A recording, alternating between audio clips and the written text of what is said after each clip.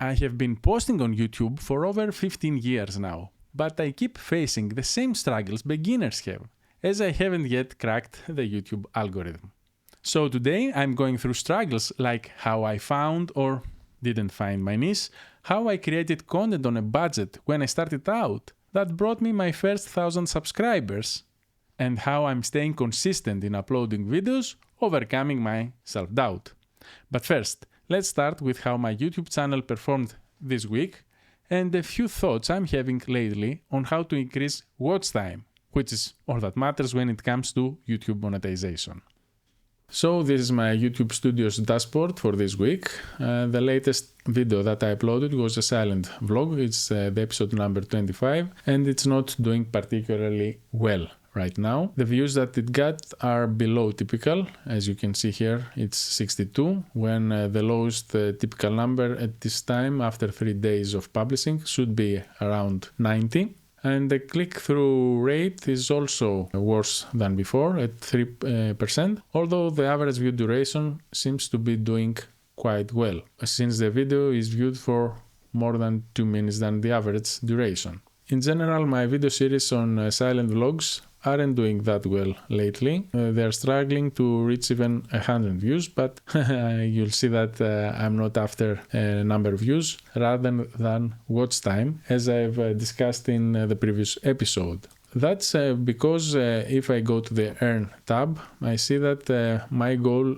is 3,000 public watch hours in order to get my YouTube channel monetized. So it doesn't matter the number of views as much as the watch time. So let's run a few numbers here. Let's assume that my average view duration for every video that I make is about 6 minutes. That means that for every 10 views that each video gets equals with 60 minutes or an hour of public watch time. Therefore, I need about 400 videos at this rate that will get 10 views each of 6 minutes average view duration of each view. So to meet the requirement for YouTube monetization when it comes to public watch time, I need to make 400 videos in a year that get 10 views each of 6 minutes average view duration. Of course, I can't make a daily video that lasts for that long, because in order for the average view duration to be 6 minutes long, the videos need to be about 25 minutes long. And you can understand that making 25-minute long videos on a daily basis is almost impossible, I think, unless you only talk to the camera and you don't film your everyday life, which is not something that I'm so thrilled to do. So it's a balance between number of views and average view duration of each video in order to meet the YouTube requirement for monetization. So having said that, I'm considering of starting again to make videos for this playlist, the 300 Word Show. This is a video series that I launched 4 years ago, and the point of this series was to make more frequent videos, to make videos more frequently. And in order to do that, I had a restriction that I set for myself to only have a script of no more than 300 words. That kept the videos quite short. As you can see, these videos are about 2 minutes long, which led to a high retention, I think. If you see here, the average percentage view is 64% for the whole video, while the retention for the first 30 seconds is quite high compared to the typical retention rate that I get for much longer videos. So by doing more frequent videos, more videos, by posting more videos frequently, although the average view duration will be a lot less than 5 or 6 minutes, I get a lot bigger average percentage viewed number. So by doing this, I expect that I will be able to hit the watch hour requirement faster, or at least I have a higher chance of hitting that requirement, because maybe I will be able to make another video per week, so adding to those 2 weekly videos I'm already doing with the silent vlogs and the YouTube updates that you are currently watching, I will add one more video per week, which will be this type of videos that will, I think, will be manageable to fit into my workflow and be able to add one more minute per view thanks to these videos. So if these videos get 100 views, say, not 100 views, let's say 120 views, so that the calculations are easier for me, then for every 120 views these videos get of, say, an average view duration of 1 minute, then each video will get about 2 hours of watch time. So 2 hours of watch time just from these videos compared to the most recent video I made, which is this. This just got 60 views of 6 minutes per view. So this is about 6 hours of watch time. But that video, although it was a bit easy to make because I just filmed myself and make simple cuts documenting my weekly life, the other videos will be, I expect to be much more quick to make and edit since it will only be 2 minutes long. I'm just thinking of this. I'm not sure if I will go on with this plan because my time isn't endless like yours. Now, before I wrap up this week's update, I will once again make a comparison with another YouTube channel I'm managing, as I did in my previous update, which is performing quite well lately and is continuing to improve its performance. That channel is this one. It's a Greek podcast YouTube channel that we are making with a friend. The last 3 or 4 videos that we have been uploading are all of them 2 out of 10 in performance or 1 of 10 performance. And this shows up in the analytics as well. You can see here it was the first one that hit 1 of 10 performance. This was the second one, and now it's the third one. So you can see it's climbing up, and for the first time we are seeing in real-time data that views for the last 48 hours are more than 300. This tells us that we are doing probably a good job with this channel. The performance is more apparent here on the screen, and I'm quite positive and optimistic for the growth of this YouTube channel, and I plan to take advantage of any experience that I get by growing this YouTube channel to my own. And this channel is also getting a lot of watch time because the average view duration for each video is about 12 to 15 minutes. Here is the average view duration. It's 12 minutes, the most recent one, which was 36 minutes long, compared to my own videos, which are about 25 to 30 minutes long of my silent vlogs, and they only get 6 minutes of average view duration. You can say that these videos are performing a lot better than mine. This one, for example, which is about 50 minutes long, it got 15 minutes average view duration, and it's over our typical average view duration. So hopefully I can make use of the knowledge that I'm gaining from this channel, and I can incorporate whatever I learn into mine and trying to grow and monetize my own YouTube channel. Finding your niche. I'm a firm believer that if you are building a personal brand, if you just enjoy creating content around yourself, you don't need to have a niche. There, I said it. When I started YouTube, I was making videos on gambling. I did so because I was gambling for a living back then. Therefore, it felt natural to talk about gambling. Today, I no longer do that. As a human being, my interests change as I get older, and I'm sure yours have too. So, in my opinion, picking a niche in the beginning doesn't make sense. I didn't pick a niche when I started. I just made videos on things I was passionate about. A few of those videos got tens of thousands of views. Was it the niche? No. It was because I was being authentic and I enjoyed making content about a topic I was truly interested in. Therefore, I never actually struggled with finding my niche until YouTube became a lot more popular and saturated with content, as more and more people are turning into content creators lately, either as a marketing platform for their business or trying to build an audience. I only began thinking of a niche after hearing it so many times from the so-called YouTube strategists and experts. That led me to second-guess my choices, wondering if my topic resonates with people or if it's too competitive. Well, I stopped hearing those and went back to focusing on what I'm passionate about, like growing my YouTube channel, among other things. That makes me a lot more authentic, and authenticity often resonates more than novelty. Creating quality content, sometimes on a budget.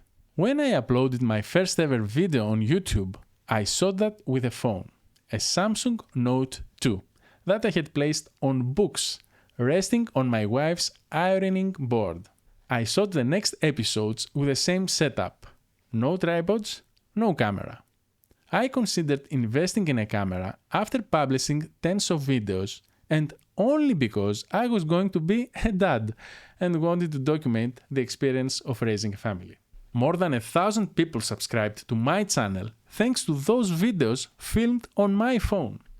Content is king, and no camera can fill in the gaps in mediocre content. Fast forward to today, I'm filming on a much more expensive setup, and the growth I'm witnessing is nowhere near the growth I had with my first videos.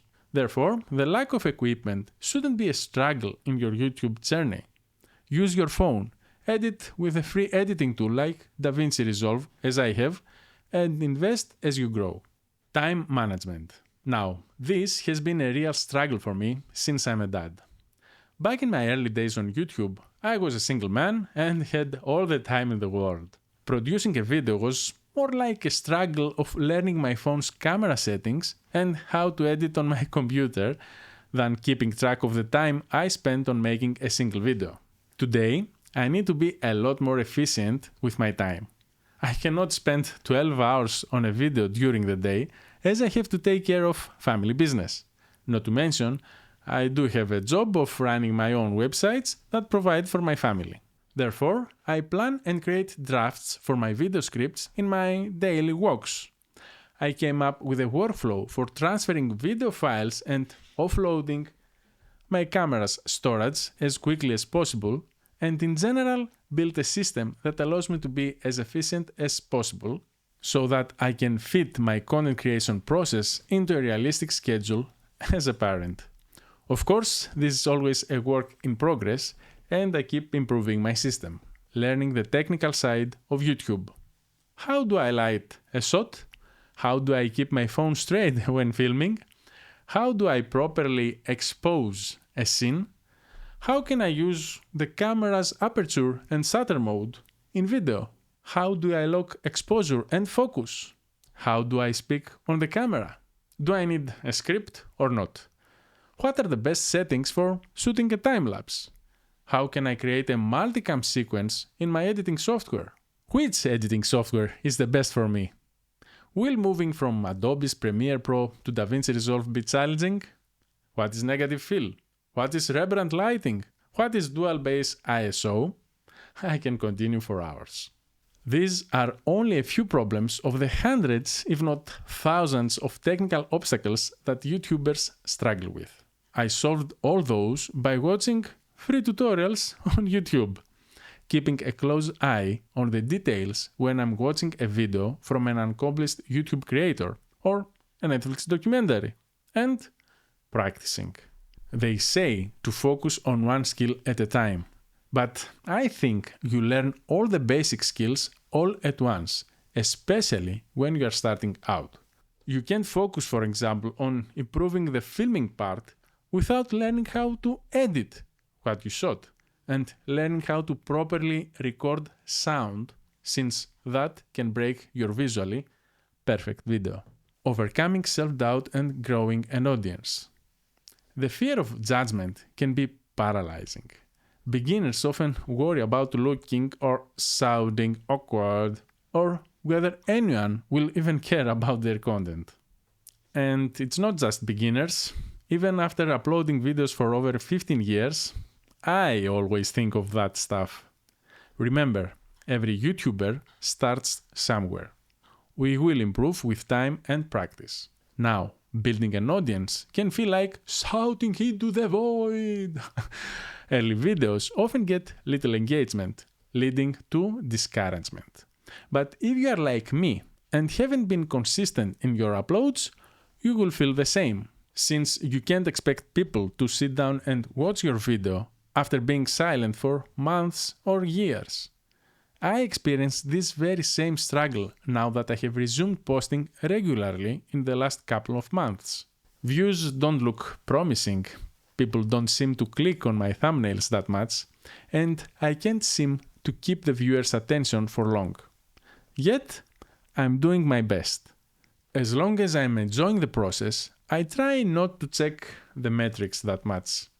By keeping myself busy creating videos, I don't really have the time to go deep into YouTube Studio's analytics, which will send me back to my dark place, doubting myself. Trust the process, have fun creating videos, and let the machines do their work. In the meantime, engage with your viewers, if there are only a few, as I like replying to every comment. Finally, I believe learning the basics of SEO is important, as titles and descriptions matter on YouTube, especially if you are after creating evergreen content that is expected to bring views for years to come. Understanding YouTube's algorithm. The algorithm feels mysterious and unpredictable to most beginners. Figuring out what works for discoverability takes trial and error. But the answer is right in front of our eyes. Just substitute the word algorithm with the word audience. Understand what the audience wants. Provide that, and more audience will come to our videos. It's not rocket science. You want your thumbnail to create enough curiosity for new people to click on your thumb. Have an intro that will trigger them or spark even more curiosity, leading them to watch a big part of your video. And over-deliver on your title's promise so that new viewers check out other videos in your channel. Well, easier said than done. But if we can constantly make videos that fulfill our audience's interests, they will come back for more, subscribe, and begin commenting, which is what YouTube wants from us. Not to let viewers leave YouTube. This is something every social media network wants from their users, by the way. Obviously, I'm struggling to find this audience. Otherwise, I would now have millions of subscribers and my videos would get millions of views. I haven't cracked the code. But eventually, the more videos I make, the better I become. And one day, I will find my tribe, as they say. There are more than 2 billion YouTube users around the world. Some of those will likely find my videos and struggles relatable and connect with me and my content. I just need to keep posting. Consistency and burnout. Now, consistency is something I have struggled a lot with in the past. Even now that I have a schedule of posting twice a week, it feels overwhelming. As I said, being a dad and running a business at the same time doesn't leave much room for anything else, let alone making videos on YouTube. But consistency is key on YouTube, like it has been in blogging, as I have been a blogger since 2005 when I launched my personal blog. At the same time, staying motivated without immediate results is challenging for sure. I won't hide that I'm considering quitting several times a week, but the only way we lose in the YouTube game is by quitting. So instead of quitting, I might change my schedule, like I did last week, and come out with all sorts of formulas to fit the video making workflow into my schedule, since making videos is what I enjoy the most, even more than writing. I'm also setting realistic goals that I can control, like how many videos I can produce per month, instead of targeting a specific number of monthly views. They are realistic so that I'm not disappointed by results that I have no control of. The point of these goals is to keep me disciplined, not make me more depressed. So I won't be letting these struggles take the joy out of making videos online. I will keep posting on YouTube, knowing I'm not perfect but authentic, engaging with the few of you who watch this till the end. My goal is to make content, not money at this point, and this takes the pressure off. Next week, we'll talk about starting a brand new channel instead of building on an old one, which is something I keep thinking about. At some point, I also want to talk about how to leverage other social platforms to build an audience on YouTube and my blog. Stay subscribed for more.